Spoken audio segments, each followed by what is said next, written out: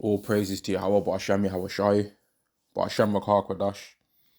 Double honors to the apostles and the elders of Great Millstone, and Shalom to the elect of the nation of Israel. This video is going to be me talking about how and using the scriptures to the best of my ability to show that people that don't desire a kingdom of their own, right, are going to be prepared or happy to be slaves in another man's society that he's made, or another nation society that they've made, man. All right, those that don't desire the kingdom are happy to be slaves down here, right? They're happy to just get the crumbs from Esau that he's given, and they've set all this, had it set in their mind that this is all that it can be. Jeremiah chapter 2 and verse 33. Why trimmest thou thy way to seek love? Therefore hast thou also taught the wicked ones thy ways. And one of the ways how this can happen is where an Israelite might be desirous to have a certain job or a certain position in this world, right?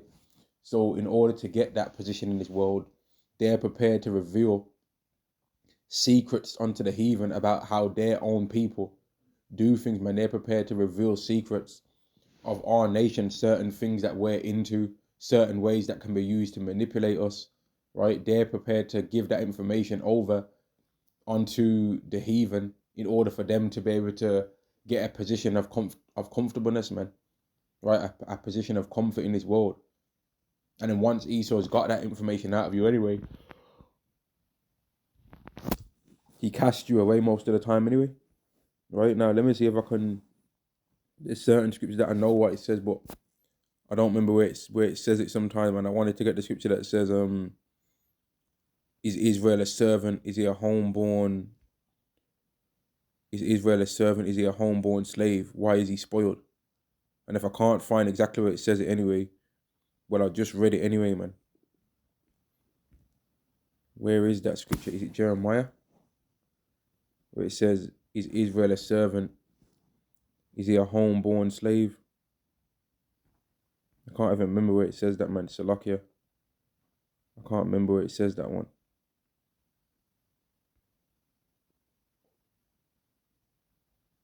I apologize, man. Salakia. Let me see if I can find it.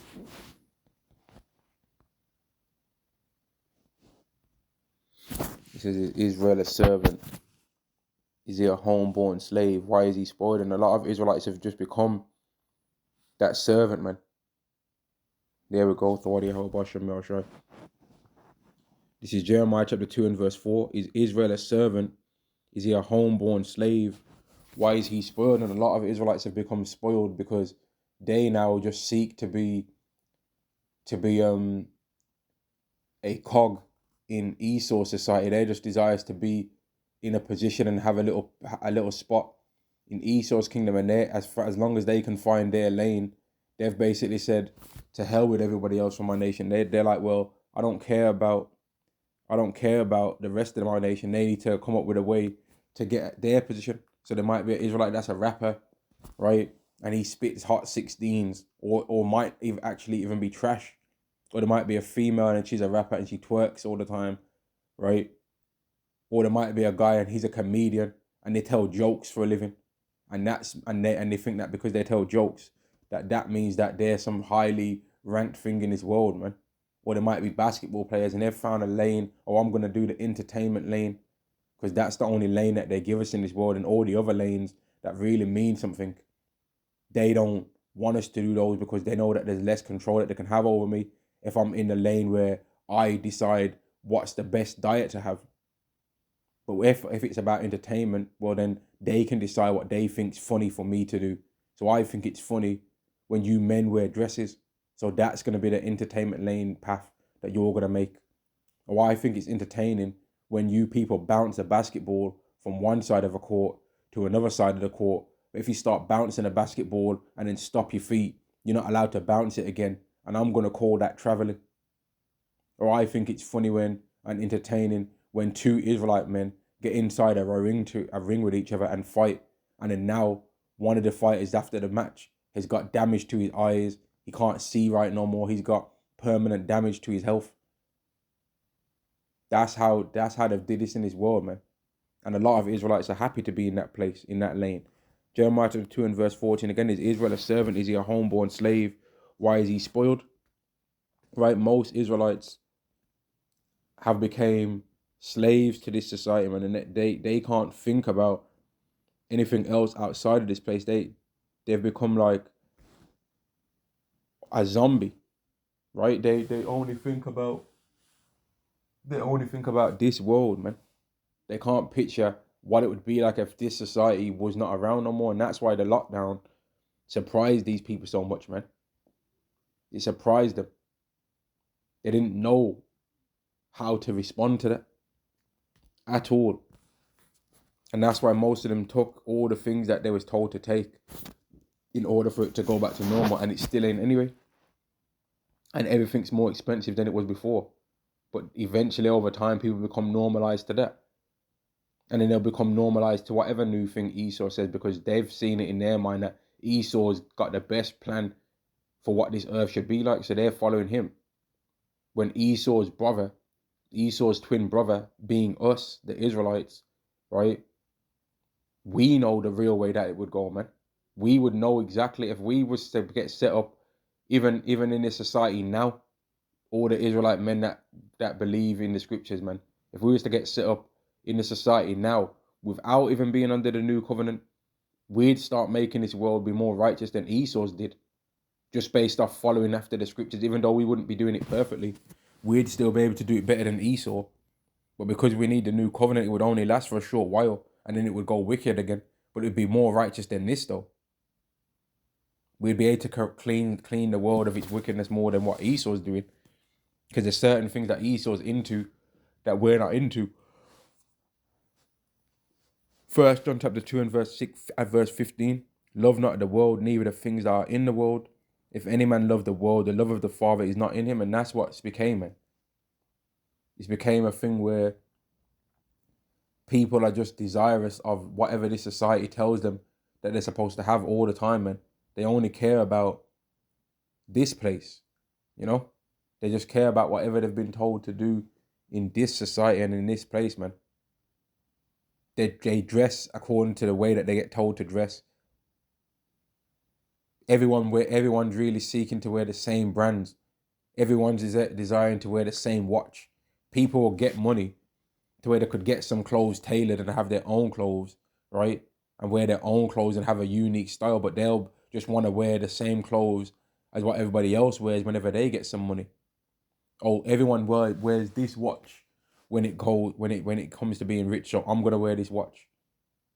And in the hood, that gets shown even in there, because there used to be a time, I know, in Birmingham, where people would wear Prada, they wear Gucci hats, right? They'd be wearing the Prada and the Gucci hat with some Adidas trainers, right? They'd wear the green, yellow, the green and red and black clothes and that where they've been changed to all of a certain way. That was the style. And then if you wasn't wearing those kind of jeans for a time, you ain't it. Oh, if you ain't got your Visu jeans on, then you ain't the guy, you ain't it. If you ain't got an Avirex jacket, then you ain't the man.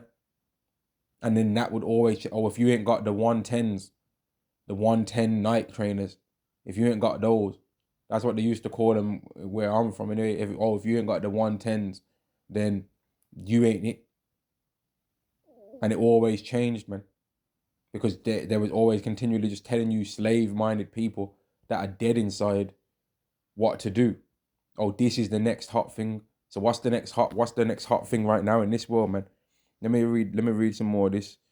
If any man love the world, the love of the Father is not in him.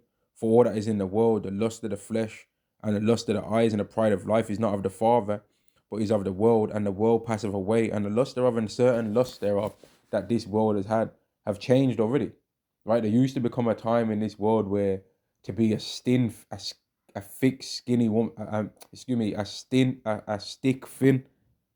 stick thin woman, especially among the Edomite nation, that used to be what was considered hot, man. For a woman to have a long neck like a giraffe, right? Nothing behind her, nothing in front of her, and a somewhat pretty face, I guess they used to have, you know. And for them, if they wear a dress, it just goes straight down, right?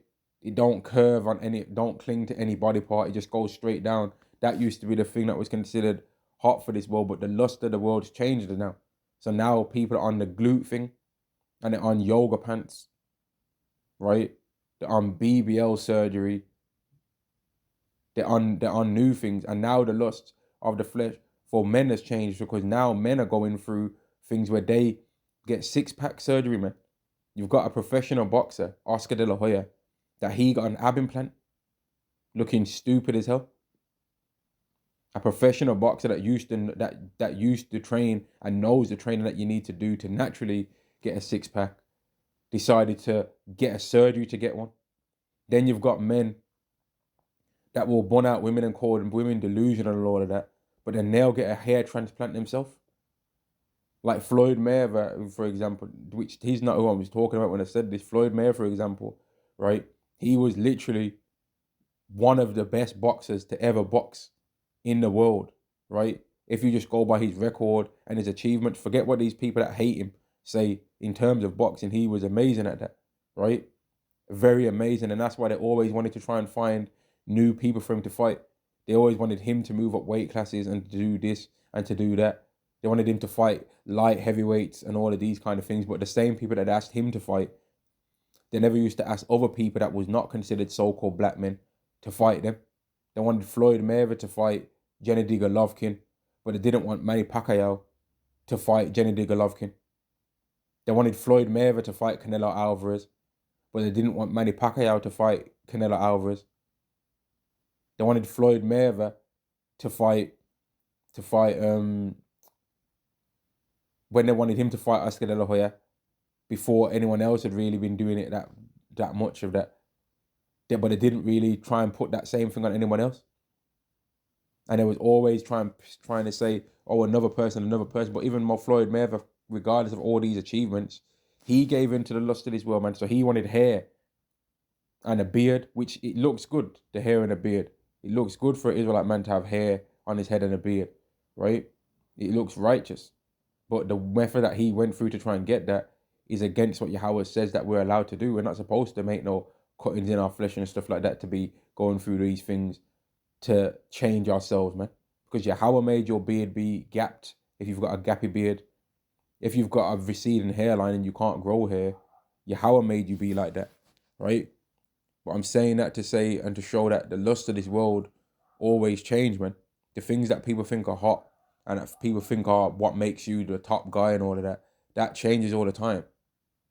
Because if we even just talk about inflation and all that, right? People are right now making a boast about, oh, you have to have six figures in order that to be worth this and to be worth that. But given enough time, that will change. And the amount of money that you need to make in order to be considered the top man, if this society was to continue on, it would be seven figures. Or if you ain't got women would be saying, if you ain't got seven figures, I'm not dealing with you. And then they say, if you ain't got this and that, I ain't dealing with you. And then men would take to, which they're already doing it anyway, men are taking to steroids, man.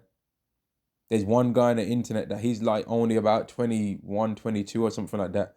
And he's fully taking steroids, man.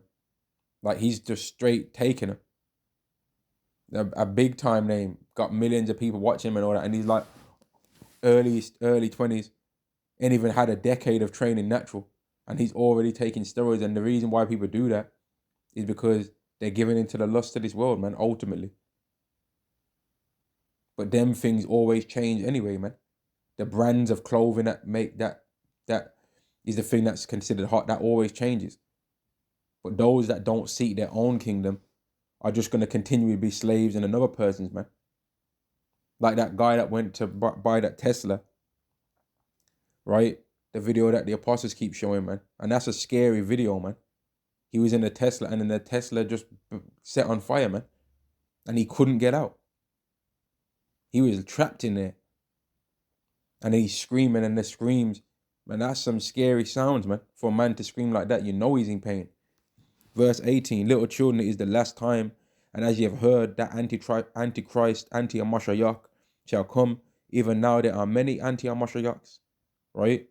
whereby we know that it is the last time. And what is it? When you really think about what anti-Messiah is, that's somebody that's against salvation. They're like, nah, we don't want a Messiah to come and take us out of this because we want this. We want to live in this world. So we don't want a Messiah to come. I like having to slave away and expected to do 50 plus hours of work a week just to maintain the lifestyle that I've got that's actually not even good quality. I like living in a society where I don't have a living wage. That's what some of these people are saying. I like living in a society where I have to have damn near 2 to 3 jobs in order to have a basic lifestyle. These people like that. I like being able to go to the clubs and go to a nightclub and be able to commit adultery. These women want that kind of life. They want it to be that way, man. They want to be able to gallivant the streets and do whatever they want to do. These men want to be able to sleep with another man's wife if they can get the chance and not be able to have to deal with the judgment for doing such a wickedness, man. People want to be able to bear false witness and run scams to get 40,000 while lying and saying that they got hit in the face with a brick, you know? People like living in this world where they know that their rulers ruling over them are liars. Most of these people have really accepted to a certain degree that the lockdown and the C19er, that all of that stuff was false. But they're like, well, so what? They're basically saying, so what? They're anti-messiahs, man. They're against the Messiah. They're against the anointed, man. They're against Yahweh Shai. They don't want Yahweh. If they actually knew that Yahweh Shai, if there was like a live feed that you could show where Yahweh Shai is, and you could vote for him to come back, right? If everyone in the world had the chance to vote for him to come back, right? And based on whether he's good, whether what the vote is, he's gonna come back or he's gonna stay where he is. Most people would say, nah, they don't want him to come back, even though their life's really whack as hell. If they could see Yahweh Shai on live feed looking as scary as he's gonna look to this wicked world, man, and they had the chance to vote and they found out he's gonna make people follow the scriptures, follow the laws of Yahweh when he comes back, they'd vote no. They'd say, nah, we don't want him to come back, man. They'd rather live in Babylon the Great and Sodom and Gomorrah, man. They like this filthy world, man. They get enjoyment from this place. Little children, it is the last time, and as you have heard, that Anti-Mashiach shall come. Even now, there are many Anti-Mashiachs, whereby we know that it is the last time. So this is a sign that this place is ready to be destroyed, man, because these people, they just love this place. They love it, man. 2 Peter chapter 3 and verse 3, knowing this first, that there shall come in the last days scoffers, walking after their own lust. And that's why ultimately, man, we have to pray to Yahweh B'Shem Yahushai to be purged from anything that we care about in this world, man. Right? And for all men, right? Because the woman's the man's glory. That's one of the things that we have to be cleansed from, man. We have to be cleansed from the care of these things, because it ultimately is all a snare unto us, man. And I was watching the movie, the most recent one, The Matrix, and it was showing that in the movie, man, that the woman's husband, right, and the children, that they were basically like programmed to keep her locked into loving that place, man, that realm that had been made in that algorithm that had been made, man. They've been programmed to keep her there, right? They've been programmed to keep her there, man. And that's to a certain degree what it is like for us in this world, man. Most of our people that we've got around, that we grew up around or whatever, they've been programmed, if they ain't of the elect, they've been programmed to keep us here in this mindset. And if we don't overcome them, then we'll lose, man. Walking after their own lusts and saying, where is the promise of his coming? For since the fathers fell asleep, all things continue as they were from the beginning of creation. So they're saying, well, Jeremiah wanted the day of the Lord to come, right? Isaiah wanted the day of the Lord to come, right? Obadiah wanted it. Hosea wanted it. Where's it at though? It ain't here. Ezekiel wanted it to happen. But where's Ezekiel? All of them men in the scriptures are dead. King David's dead already. Abraham's dead. Isaac's dead. Jacob's dead. Judah, Benjamin, Levi, they're dead and gone. But where's the kingdom that they was talking about? And even some of them are so proud as to say, Yahweh Shai don't exist. Yahweh Shai is gone. Where's the kingdom that he promised? That's how they think in their mind, man. All things continue as they were from the beginning of creation. For this they willingly are ignorant of, that by the word of God the heavens were of old, and the earth standing out of the water and in the water, whereby the world that then was being overflowed with water perished. Right? These people perished, man, because they were proud back in their time. They were proud in their time, and they was thinking, man, there ain't no kingdom coming. There ain't no rain gonna come from the sky. God ain't gonna judge nothing. That it's not possible for rain to come out of the sky. That's what they thought. They thought it's not possible. Rain can't come out of the sky. That's what they was thinking. Now we know how stupid them people were for thinking that. But if you was to see the people in the future, if the people in the future that are in the kingdom was to see us now, knowing what the kingdoms of heaven is like, they'd think that we're stupid for not believing anything that's spoken of in the scriptures. Or they'd think that the people that are unbelievers are stupid to not believe the things that are spoken of in the scriptures, because chariots are going to become normalized in the kingdom of heaven. Special powers is going to become normalized in the kingdom of heaven. For a man to be able to fly is going to be a common thing to see. It's not going to be far off to understand that. For a man to be immortal is not going to be a hard thing to understand in the kingdom. But right now, these things are not common, and therefore people have became slaves to this world because they don't believe in that kind of stuff, man. Just like how when Noah was making an ark, people didn't believe that there was a need for an ark. They didn't believe that had a use. People would have had boats in those times, but nobody had nothing like that. They wouldn't have had nothing like that. They wouldn't have thought that there was a need for something like that. Just like how people don't think there's a need for faith, that this world is going to be changed over, man. Verse 8, but beloved, be not ignorant of this one thing, that one day is with Yahweh as 1,000 years, and 1,000 years is one day. So it's a short time in the Lord's eyes, man. In the Lord's eyes, it's a short time, right?